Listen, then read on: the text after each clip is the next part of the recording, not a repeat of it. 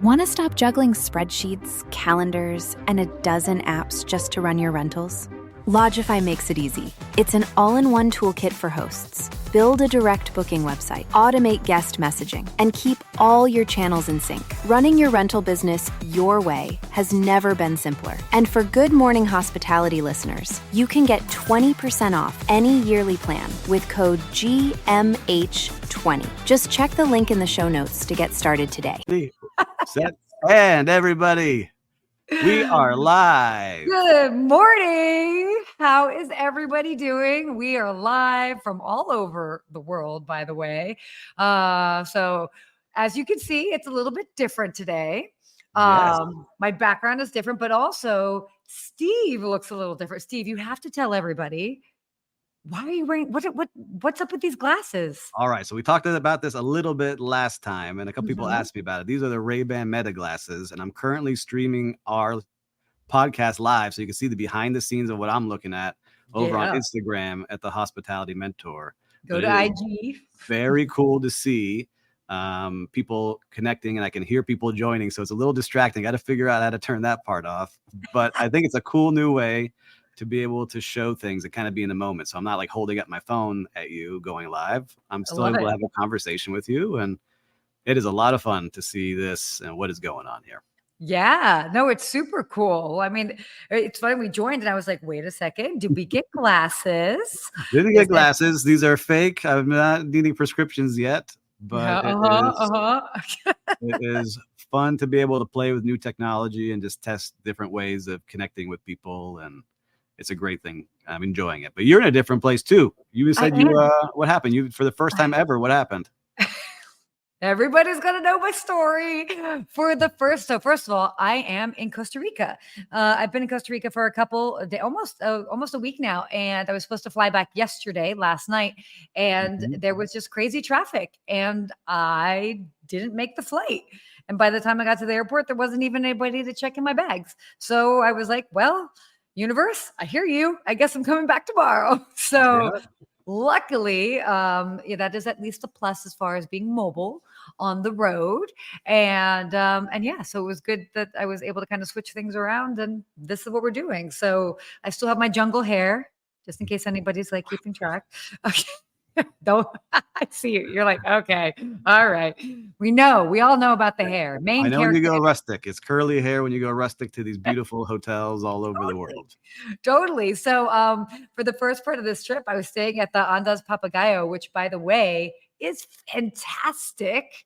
So cool. So it's now officially my second trip to Costa Rica. I feel like I'm going to be able to tell people a whole lot about it. But it's on this beautiful peninsula. They've got a couple of wonderful hotels there, and it really is this elevated experience that you can still really interact with nature, incredible food, and you really feel like you're in this special place in the world. And they've done a fantastic job with it. Like I don't want to even say like a treehouse element, because it's not quite that, because it's like you're in proper hotel rooms and suites, and they've got these beautiful penthouses. I've had guests stay there before, my clients. So it's very much an elevated experience, but you've got monkeys outside, there's geckos, there's all sorts of stuff. By the way, they're known for their howling monkeys, and they're growling monkeys. They sound like they're growling. So I don't know. They sound like they're growling. They're just growling at you, Sarah. That's what's going on. Probably. They all woke up from a nap and they just started growling. And I'm like, all right, I might need to get out of here. But well, look, you missed that flight. You had some friends around the world, so you get to hang out in a cool place for another day or two. Totally.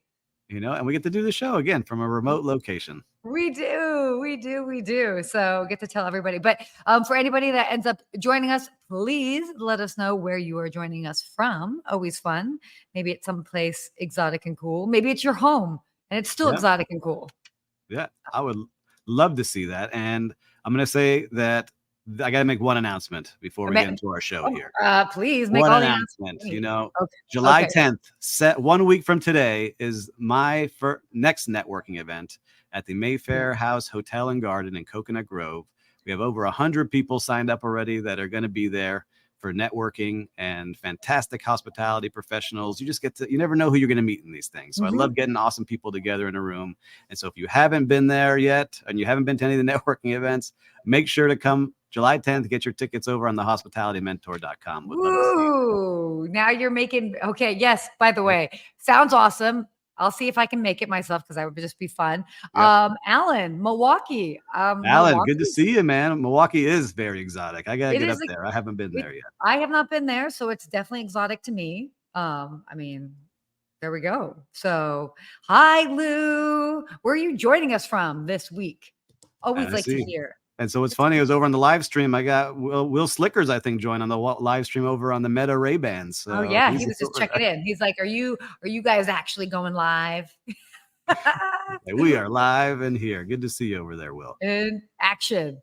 Cool. Well, yeah, as you continue to join the live, let us know where you are joining us from. But why don't we go ahead and get into our topics for today? Let's do it.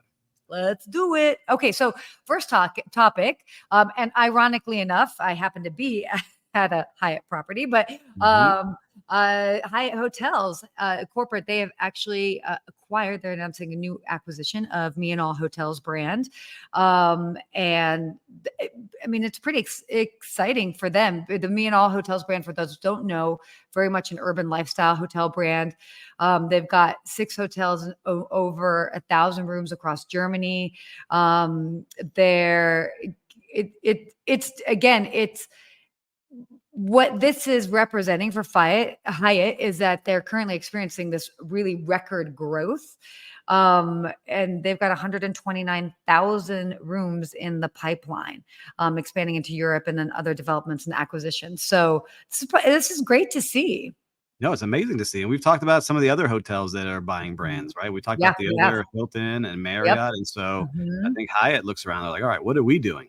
Right? Yeah. We have to figure out what we are going to do, what matches our story, and how do we start growing our brand. So, it's really interesting to see how they were able to get these rooms, get these kind of brand in, how they pick. I would really like to learn that, right? I'd like to see who is picking these things, who's choosing which hotel brand that they want to add in, because all of them could fit. And so it's interesting to see who they're making. Totally. Well, I think a lot of it has to do, it's like if you're looking at your the pie of guests and your offerings, and what type of clientele do we have, and what type of clientele could we maybe have more of, that combined with what type of properties seem to be, we can make the highest revenue and all of that. So all of these factors go into play. Also, market. Where do we want to specifically expand? Do we want to specifically expand in North America? Do we want to specifically expand in Europe, Central America, South, or whatever it is? So all of that obviously plays very much into it. East Asia as well. So, sorry, I missed that. We got Charleston, South Carolina. Oh my gosh. That is toasty. That's like Miami down here. It's like a jungle. Oh my God. It's interesting to see, right? Because Hyatt, which is currently experiencing a record amount of growth with 129,000 rooms in its pipeline. That's a lot of rooms in the pipeline.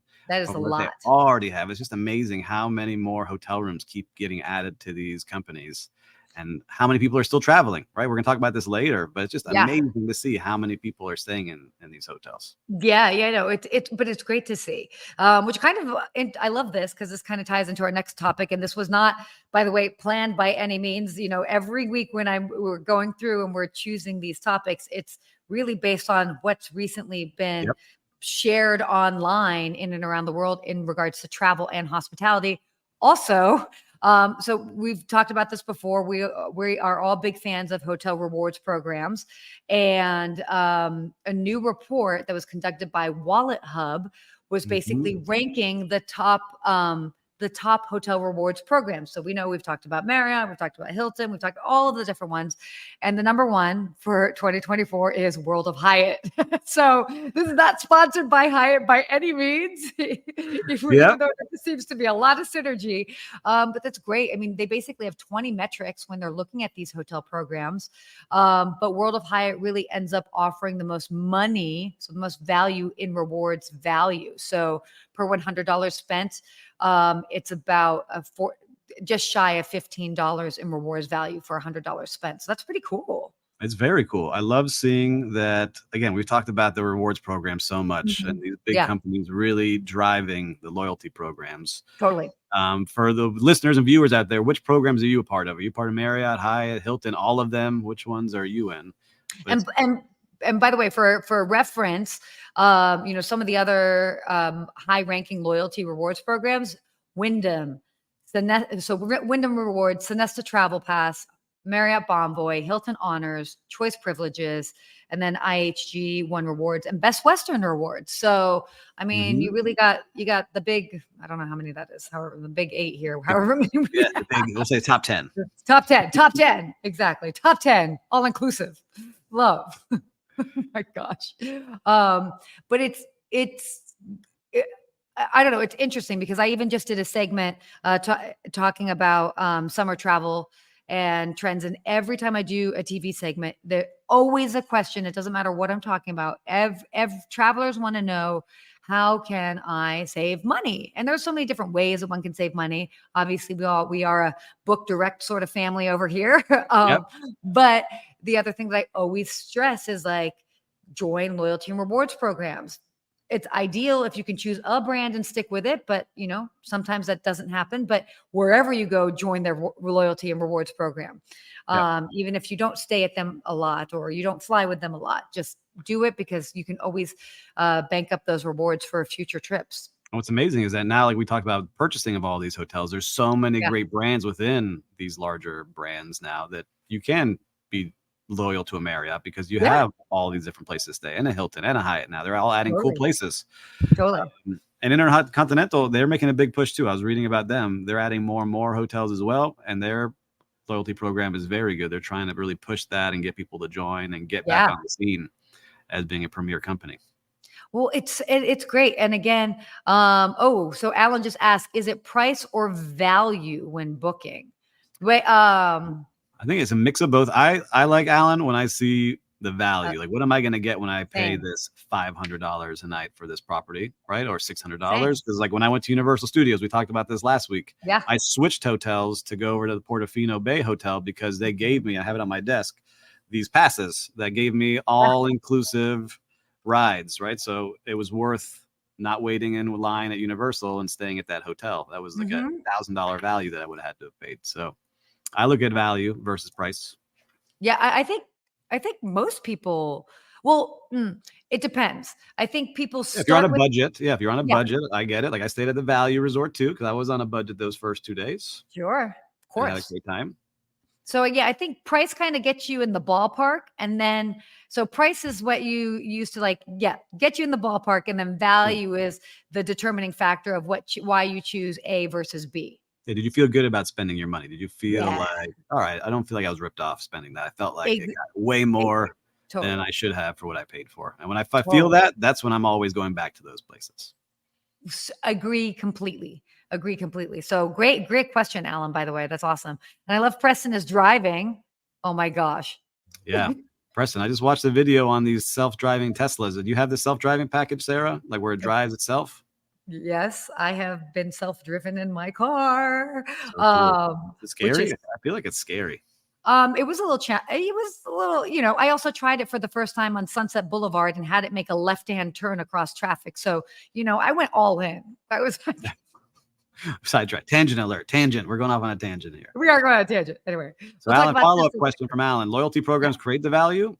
I think that they do. If you're spending money at, let's say, your hotel in Milwaukee, Alan, and I keep going back over and over again, and I'm not getting anything special for being loyal to your company, I may test out a different hotel, right? Even if it's just an amenity in the room or a nice card from you as that leader of that hotel, Alan, right? That's what I would want in there.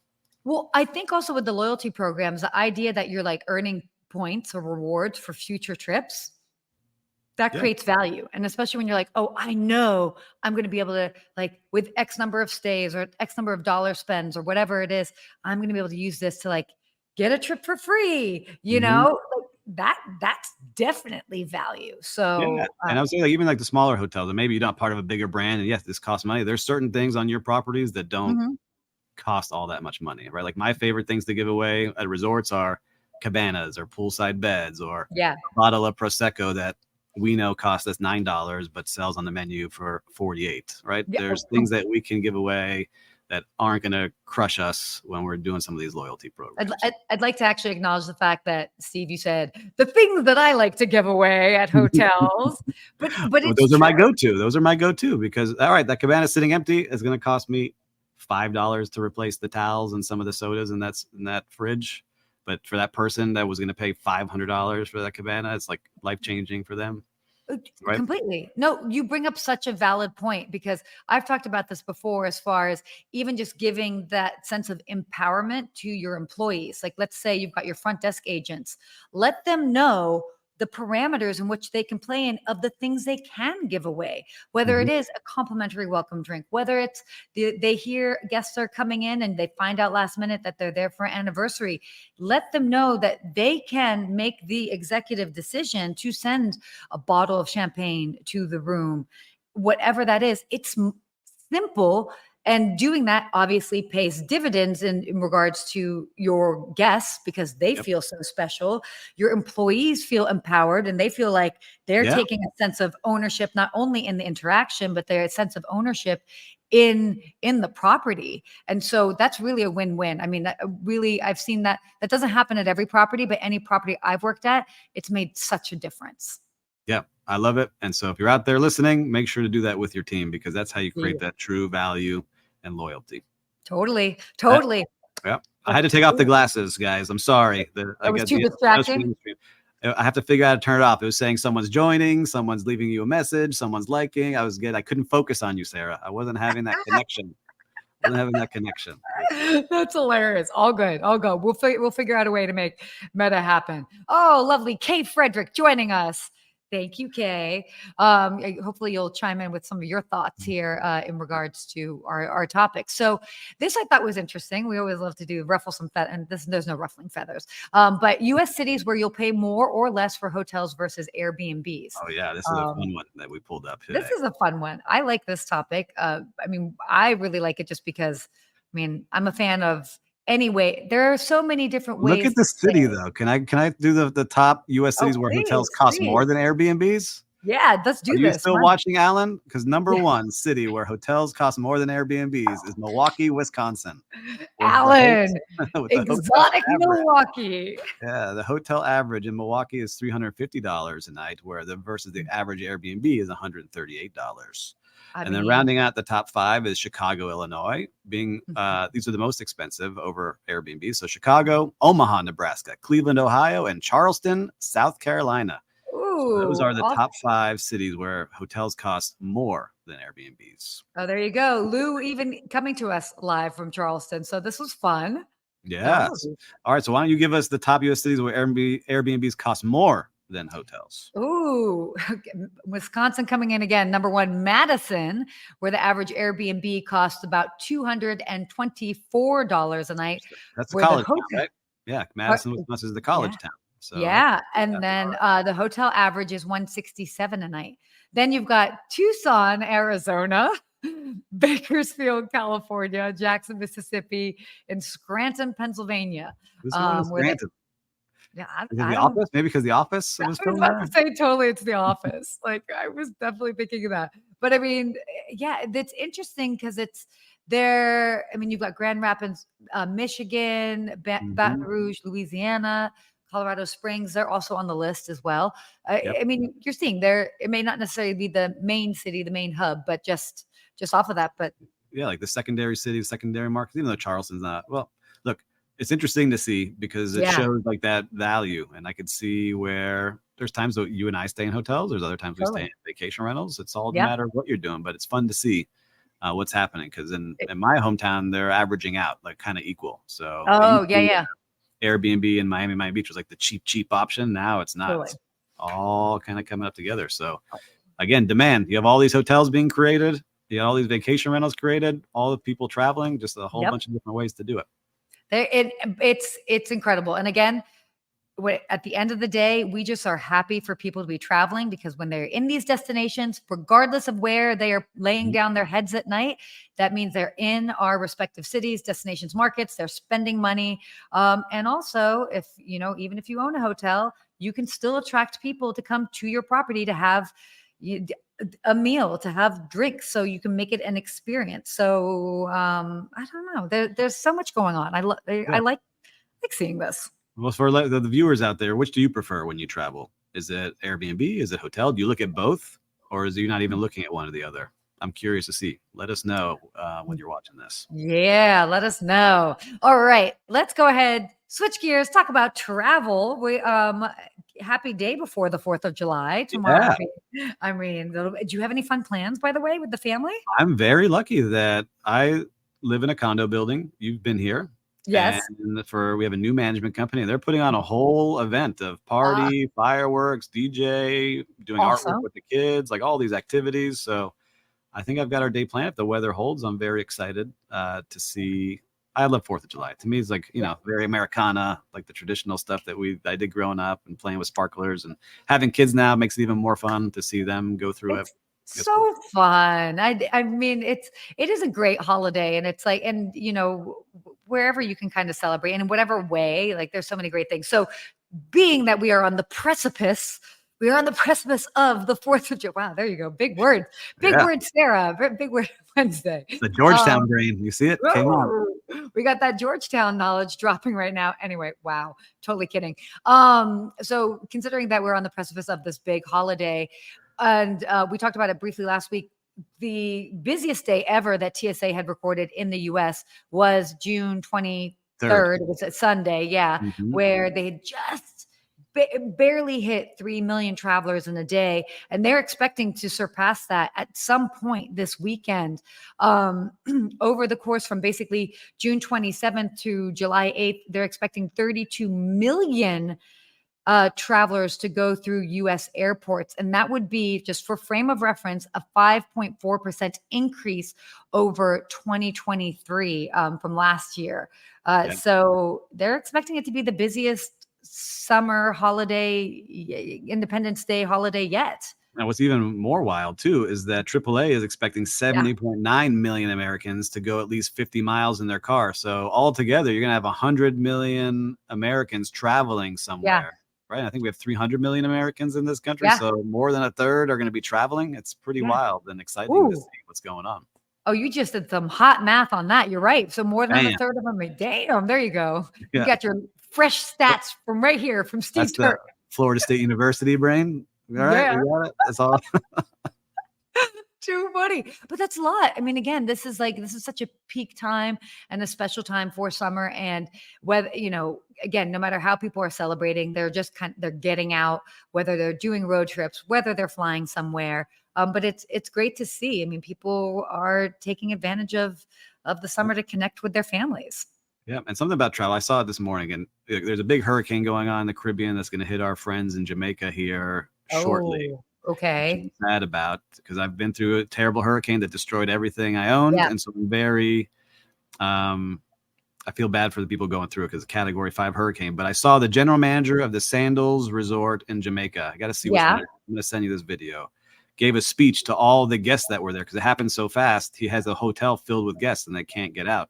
And he gave a big speech on the pool deck to all of these guests about what is going to happen, how he's going to keep them safe, asking them to not, to respect the storm, to be in the room. He's going to feed them. He's going to get them stuff, but he can't protect them if they leave the property. So to be smart. So it just shows you people are traveling and there's an emergency going on for July 4th. And he's there leading the charge as the general manager and the hotelier of this place. Amazing. It was a great speech. Respect the storm. But some people don't know. I've never been in a hurricane and I'm going to go see what it is. And all of a sudden he said, the beach will become the ocean. The pool will become the beach. The indoor side of this lobby is going to get probably destroyed. So stay in your rooms. Yeah. Right? So I just say for July 4th, I know a lot of people said 100 million people traveling. If you're in that path of that storm, be safe. Okay, completely. Wow, that's great. Well, I mean, kudos to that general manager for really addressing it spot on, because there's nothing. I mean, you don't want to have guests that are worried, and especially if you're able to, provide any sort of assistance, you want to make sure that people are doing the smart things. So Yeah, good for so there's a him. little bit of a side note here because I've been through it where I've been in Miami Beach and I've had Mhm. to be that person, like telling people, guys, I need you to get into the hotel. There's a Yeah. giant storm coming. Like, what storm? What are you talking Yeah. about? Because they're on vacation. They haven't looked at the news. Like, there's a big storm coming. I need to clear the pool deck. I want a refund. I was like, guys, just get in the hotel. We'll talk about it. Yeah. We'll talk about refunds later. We just want to make sure like you stay safe. Yeah, just get in here. Be alive to get your refund. Get in here. Oh my gosh. Moving on to Europe, it would not be a busy summer in Europe if there weren't fears or even talks of travel strikes to be happening. And it wouldn't be Olympics in Paris in the summer if the French might not be threatening to strike during that time. So obviously, we all know strikes are very much a regular occurrence in Europe. With and it seems to happen all the time. It always seems to happen at a very convenient, aka inconvenient time. Mhm. But it's interesting. There are a couple of strikes planning that might be happening this summer. So if you are still planning to travel to Europe, whether it is to Italy, France, Ireland, even we're seeing lots of different strikes that they're talking about. In Italy, airport workers are planning a nationwide walkout in the beginning part of July. Ireland pilots are continuing their indefinite strike. So that's happening in Ireland. What else is going on here? Sorry. Yeah, I mean, they're saying they're going to cancel about 400 flights just on those, right? It's just nuts to see that, this is happening. But there's also just a big election in France that threw off a lot of stuff. So there's a lot of big turmoil going on in the streets of Paris and all over the country right now, too. So you have that political unrest plus the people trying to strike. It's just going to be an interesting time. But hopefully everyone pulls it together because the Olympics really is a special time for all of those athletes and families that have worked so hard to get there. I'm really hoping that it goes well. Sure. I know. Exactly. So yeah, let us know. Have you ever been, have you in ever a strike? Have you ever been in a strike? No. Have you ever had your travel disrupted because of a strike? That was my question. I'm not asking people, have you been in a strike? Anyway. Who's on the picket lines out there? Ooh, anyway, nope, not a conversation for today. So did you ever work in a union hotel though? Did you ever work in a union hotel in the union? I have never worked in a union hotel. Yeah, neither have I. I know that was because in Miami, there's not many. There's like 2 hotels that have it. So I was always curious about other big cities that have a lot of unions. Definitely. It's very popular in New York. Chicago, New York. Yeah. Like Chicago. Yeah. It was kind of like not as many properties in Los Angeles. A couple more have joined in recent years, but it's still not all properties in Los Angeles. So, all right. Interesting stuff. All right. Every day. Real-time recap. Talk to us, Steve. What have you seen out there in the Wild West of hospitality? In the Wild West of hospitality. Well, what I have seen, let me give this is, I didn't prepare for this one today, but I'm working on a new project. I can't say it's a major hotel. Okay. Everybody's got to sign an NDA for listening. Yep. It's under construction, but they are creating some amazing guest experiences that also help build the community experience too. So they want locals to be a part of this hotel, not just for travelers that are going to do it. They're creating specific events to get locals to interact with guests so that they can get a real taste of what's going on in the city. And so I'm a part of that and helping build those events and activations and spaces with our company, Turk Hospitality. And so if you need any of that, you let us know. But I'm very excited because it's something really unique. I haven't seen this anywhere. And I go to a lot of hotels and you go to a lot of places. Oh, yeah, you go to a lot of hotels. It's cool to see that and be a part of it. So I can share more soon, I think. But I had to sign an NDA, so I can't give away. Is it a new property or no? It will be. Cool. Perfect. That's all we need to know. Yeah. I won't ask any more questions. I won't make you feel uncomfortable. Yeah, we'll be. Cool. I'm excited. All right. Well, my real-time recap. I think it's obviously so important and appropriate to talk about the last property I stayed at, the Andaz Peninsula Papagayo right here. How was it? Fantastic. really fantastic. One of the reasons why I was brought into it, I happen to have guests, clients of mine that stayed there earlier this year, and they so graciously invited me to come down and experience it firsthand. And at that point, when I said yes, I had not been to Costa Rica yet. But then, so then I had done like a little bit of research. I was like, oh, this will be really unique because this is definitely a part of the country where there are a lot of fantastic hotels.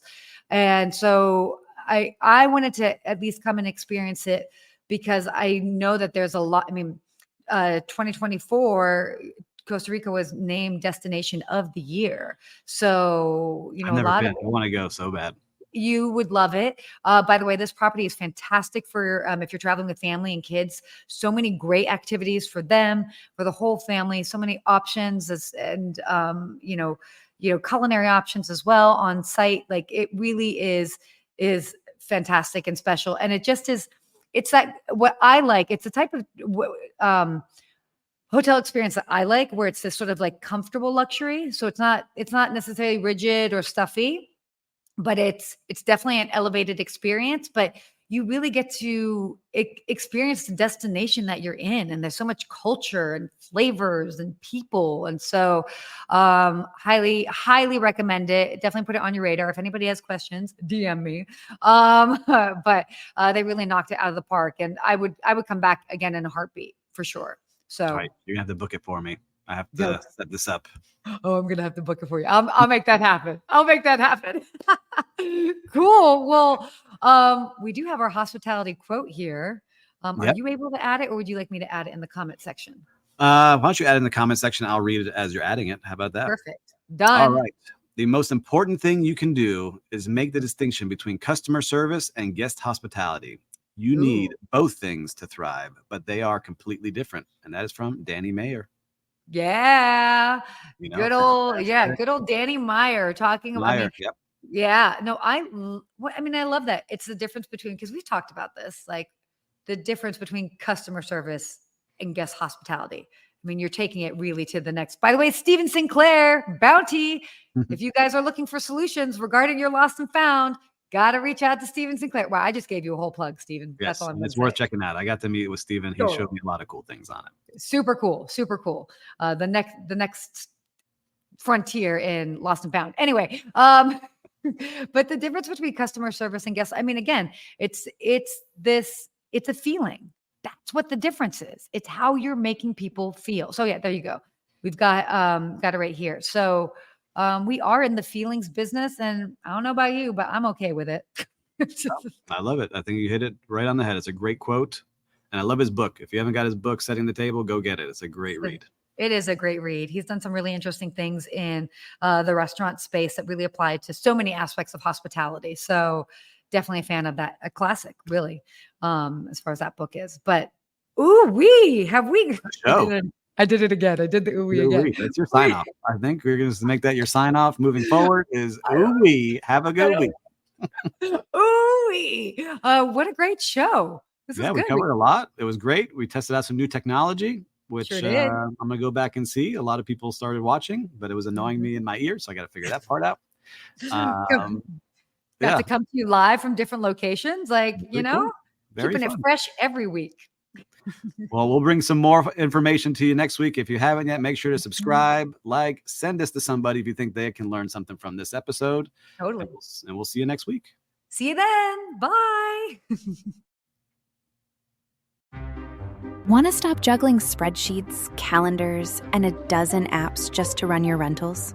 Lodgify makes it easy. It's an all-in-one toolkit for hosts. Build a direct booking website, automate guest messaging, and keep all your channels in sync. Running your rental business your way has never been simpler. And for Good Morning Hospitality listeners, you can get 20% off any yearly plan with code GMH20. Just check the link in the show notes to get started today.